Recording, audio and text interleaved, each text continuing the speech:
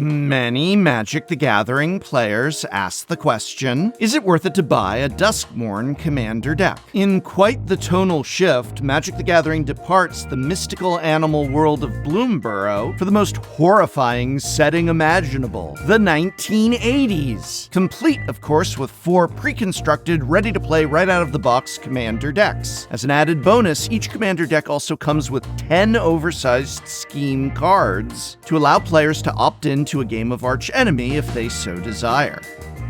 But with more and more precons being released every year, set after set, do these Duskmourn precons still provide a suitable entry point for players new to Commander? Are they fun for veterans of the format who just love the experience of precon gameplay, or perhaps want to buy these to take apart and upgrade or build something new? And even without upgrades, how well do these decks play against one another? Are any noticeably stronger or weaker than the rest? All those questions and more are what's in store, so let's take a look. Oh, but before we do, are you looking for a great storage solution for your growing library of commander decks?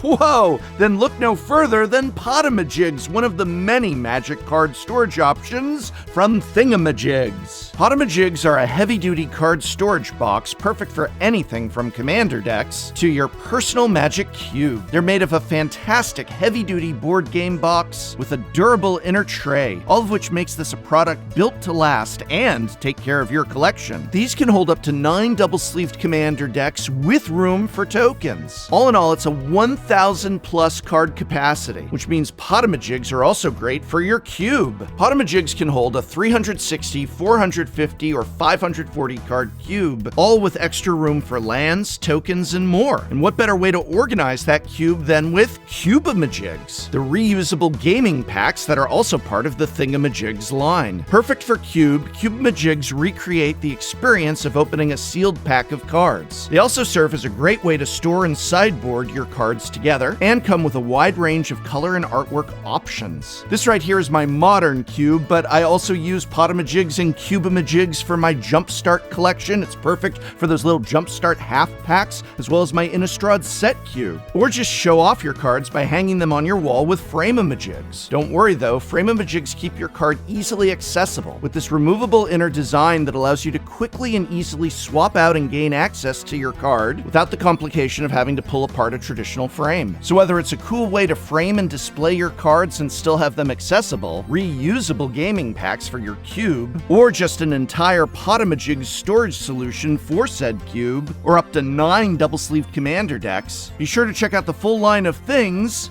from Thingamajigs, linked in this video's description, and thank you, Thingamajigs, for sponsoring this video. A Duskmourn commander deck contains the following: 1 ready-to-play 100-card commander deck featuring 1 foil commander as well as 1 additional foil legendary card, 10 brand new original card designs, 10 scheme cards for Archenemy, 10 double-sided tokens, 1 collector booster sample pack, which itself contains 2 cards, and of course what is very generously described as a deck box. Price? Well, with no MSRP, there is no official price tag for these precons. The last time I was in a big box store, I snapped this pic of the Commander precon prices and nearly had a heart attack. Does Wizards of the Coast really intend for standard Commander decks to go for $49.99? Or was my local Fred Meyer smoking more than just turkey? Luckily, 3 out of the 4 of these Commander decks are going for much, much less, with Miracle Worker, Death Toll, and Jump Scare all in the $40 and under range. This set's marked up outlier is Endless Punishment, which is going for, oh my god, over $75 each. Come on. No, no, no. Do not pay that. I don't care what the cards inside add up to 24 hours before release. It's not worth it. Just buy a different deck. The other 3 are $40 and under, and there are approximately 7,413 Commander precons that have been released in the last 6 months, almost all of which are also selling for $40 and under, so do not pay markups. The Duskmourn commander decks continue with the changes seen in Bloom Burrows, as there is no longer a life wheel or thick commander proxy, and instead its 2 premium cards appear in a special foil borderless treatment. I really think at this point it would be great to get all 100 cards in non-foil, and then in addition to also get the 2 premium foil borderless treatment cards. That way you could choose not to run them if they curl, or you could put them in if you're into foils. But hey, that's just me. Collector booster sample packs continue to be more or less a free sample, meant to entice you towards buying collector booster packs, which of course at $24 per pack is something you should never ever do. These sample packs continue to be hit or miss, and not really a significant financial factor either way. If you get a good pull, great. What is significant here, however, is the inclusion of 10 Archenemy scheme cards, with each deck having a mix of reprinted schemes from older Archenemy releases, as well as some new designs. Now, if you're not familiar with Archenemy, you can watch my video guide here. Originally intended to be played with 60 card decks, Archenemy really functions best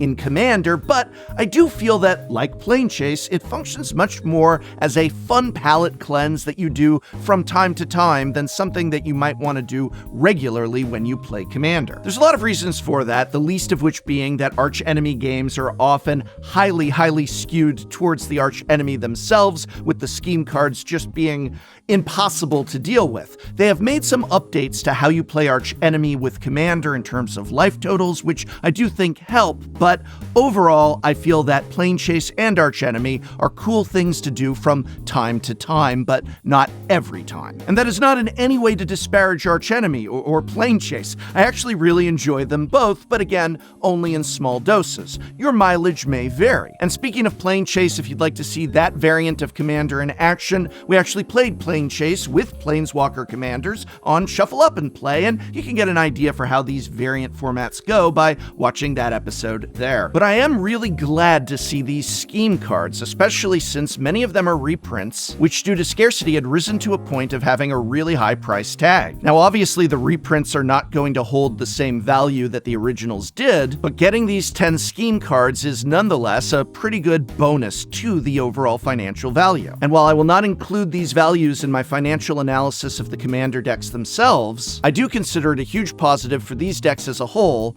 and it will be a factor in the final grade.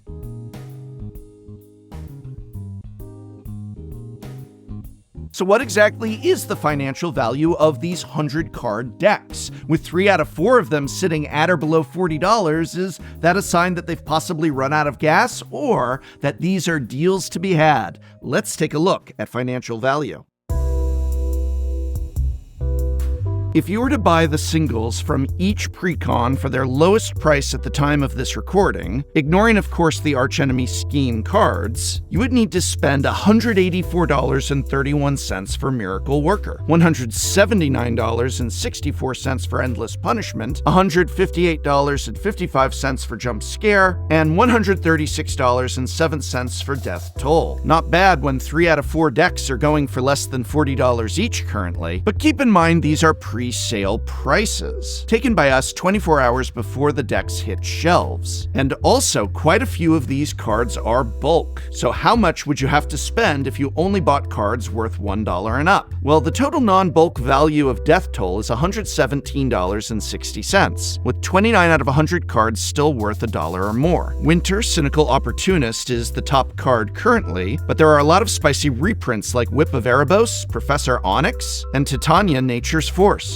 Not to mention inclusions like Reanimate, Triad Arbor, and Renin 7? Wow! In terms of gameplay, Death Toll is a Golgari graveyard deck built around the Delirium mechanic. The face card, Winter Cynical Opportunist, is a 4-mana 2/5 human warlock with Death Touch, and, as with many legends designed for Commander these days, Winter makes a pretty straightforward ask for a deck's game plan. You need plenty of different card types to easily enable Delirium. You also need big permanents that are good to cheat into play on end step, and of course you need plenty of ways to fuel your graveyard. Unfortunately, this precon's design seems seems to ignore one crucial element of Winter's ability. The permanent that enters play does so at the beginning of the end step. This implies something pretty specific about what kind of permanent it should be, namely one that provides an immediate value upon entering. There are 10 permanents in Death Toll that cost 6 mana value or more, and are therefore theoretically the best possible things you can bring back with Winter. Of those, only 4 provide immediate value: Noxious Gearhulk, Hornet Queen, Vile Mutilator, and Deathbridge Chant. The rest are either creatures that you have to attack with, planeswalkers that can only be activated at sorcery speed, or enchantments that won't trigger until the beginning of your next end step. So what I don't like here is that all your opponents have to do to keep Winter in check is to point a removal spell at the big thing you brought back before your next turn. The backup commander isn't that much better. It's not as synergistic with the rest of the deck as it could have been, as only 16 of the 99 non-Rendmaw cards in the precon actually trigger Rendmaw's effect. So while I am very impressed with many of the reprints in this deck, I am not as much impressed with how the deck plays right out of the box. And overall, it's my least favorite of the 4, as I'll touch on in a moment. Endless Punishment has a total non-bulk value of $159.74, as it contains 36 out of 100 cards worth $1 or more. Top card here is the brand new Valgavoth, Harrower of Souls, but again, there's a lot of really great reprints. Cataract Parasite, Witch's Clinic, and even Mogus, God of Slaughter. That's over $30 worth of cards in those 3 reprints alone. Value, of course, is going to drop, but that too is a good thing, and we're also picking up reprints of things like Vile Smasher the Fierce, Graven Karns, and Rampaging Ferocidon. Good stuff all around. In terms of gameplay, Endless Punishment is a Rakdos Punisher deck helmed by none other than the Haunted House itself, and this deck is impressively cohesive for a pre-con. Virtually every non-ramp, non-removal card in this deck causes your opponents to lose life in some way, meaning it will not be difficult to trigger Valgavoth 3 times each turn cycle, once for each of your opponents. Drawing at least 3 extra cards a turn while you rain pain down upon your opponents is a very effective strategy for Commander. Because you'll be dealing damage to your opponents on their turns, you are under less pressure to attack them on your own turn, meaning you can use your turn to fortify your defenses against your opponent's inevitable counterattack. It might seem silly to call attention to a card that's a frequent inclusion in precons, but I'm glad to see Lightning Greaves in the deck list, as Valgavoth is sure to be a removal lightning rod. Many of the Punisher archetype's greatest hits are in this precon, like Mogus, God of Slaughter, Cataract Parasite, and Spiteful Visions. There's also a creature that's reminiscent of a card near and dear to my heart, Barbed Flare Gremlin, a combination of mana barbs and mana flare, strapped to a 3/2 hasty first striking body. The backup commander is the Lord of Pain, a 5 mana 5/5 human assassin with menace that shuts off your opponent's life gain. Whenever a player casts their first spell each turn, choose another target player. Lord of Pain deals damage equal to that spell's mana value to the chosen player. Though not directly synergistic with Valgavoth's own game plan, I'm sure the Demon House won't mind if players other than the active player lose life on any given turn.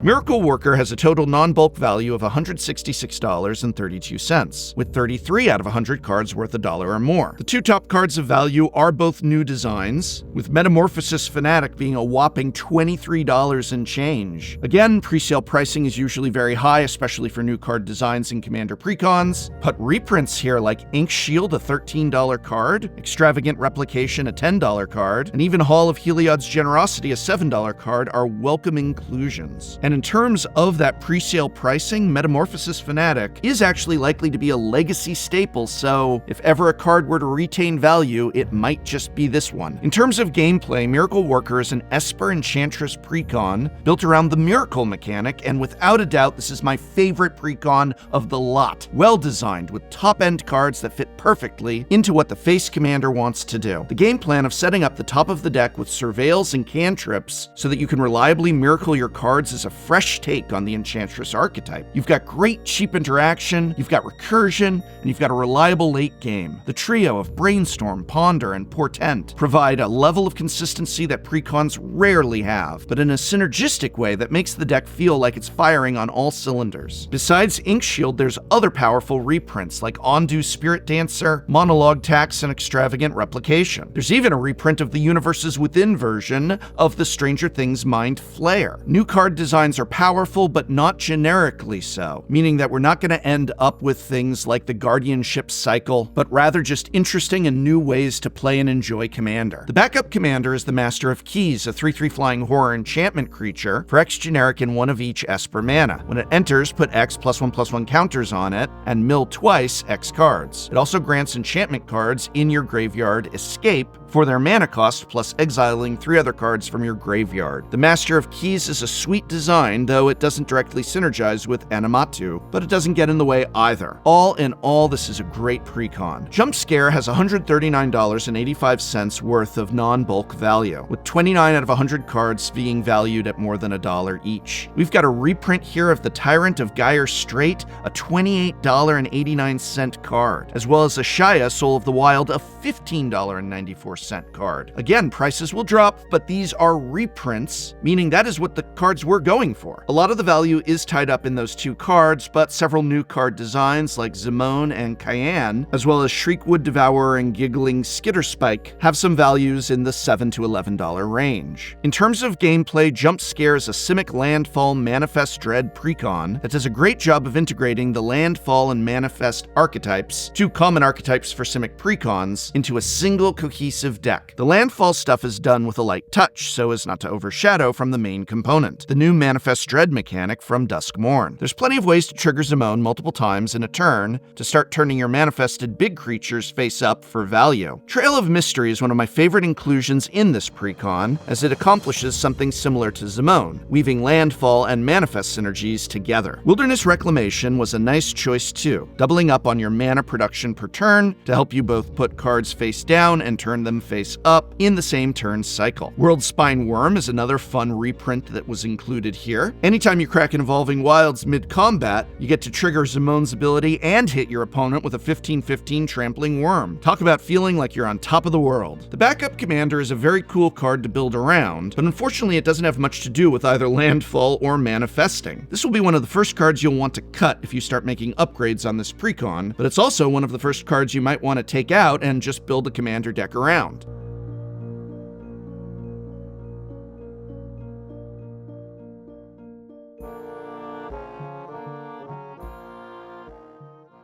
If we ignore financial value and look at these decks purely from a gameplay standpoint, my number 1 pick is Miracle Worker, followed very, very closely, almost a tie honestly, by Jump Scare. Honestly, maybe this should be a tie. It's a tie, as both decks feel fresh and exciting to play with. And to be honest, Endless Punishment isn't too far off, serving as a nice complement to the gameplay that Miracle Worker and Jump Scare have to offer. Death Toll is my last pick, but I do want to stress that while the deck is underwhelming as is, that some clever upgrades could really make great use of either the Commander or backup Commander's designs. So if you are a fan of Golgari decks, Graveyard decks, or both, then you'll likely have a great time buying and upgrading Death Toll. But as far as how it plays out of the box, this is my least favorite of the 4. Even though Archenemy is only a Commander variant I play occasionally, the inclusion of those scheme cards goes a long way in regards to the value of these decks. Don't play Archenemy? Then maybe consider selling those scheme cards. Many of them have a good value already, and even if you only snag, say, $10 for all 10 of them, that's $1 a scheme, that's pretty likely to do on eBay, then suddenly that changes the price of these decks from $40 each to about $30 each. I mean, ask yourself that question. Would you pick up one of these decks if it was $29.99 instead of $39.99, but had no Archenemy cards?